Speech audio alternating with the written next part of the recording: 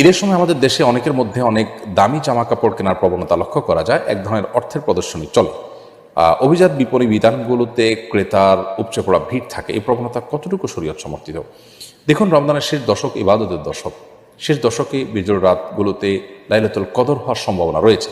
আর এ রাতেই কোরআন নাজিল হয়, নাজিল হয়েছে। নবী করিম সাল্লাল্লাহু আলাইহি ওয়াসাল্লাম এই রাতগুলোতে আমাদেরকে জেগে জেগে ইবাদতবন্দি করে লাইলাতুল কদর তালাশ করার জন্য নির্দেশ দিয়েছেন। তিনি বলেছেন যে তাহাররু লাইলাতুল কদর ফিল বিত্রি মিনাল আশরিল আওয়াখির মিন রমাদান। রমজানের শেষ দশকের বেজোড় রাতগুলোতে তোমরা লাইলাতুল কদর অন্বেষণ করো, অর্থাৎ লাইলাতুল কদর হতে পারে সেই সম্ভাবনার জায়গা থেকে তোমরা ইবাদতবন্দিতে মশগুল হও। দুঃখজনক যে আমরা ঈদের কেনাকাটায় অনেকেই শেষ দশকের এই রাতগুলোকে এমনকি দিনগুলোকে ধ্বংস করছে। দিনে যদি আপনি কেনাকাটায় খুব বেশি মগ্ন থাকেন, রাতে ইবাদতবন্দি করতে পারবেন না ক্লান্তির কারণে।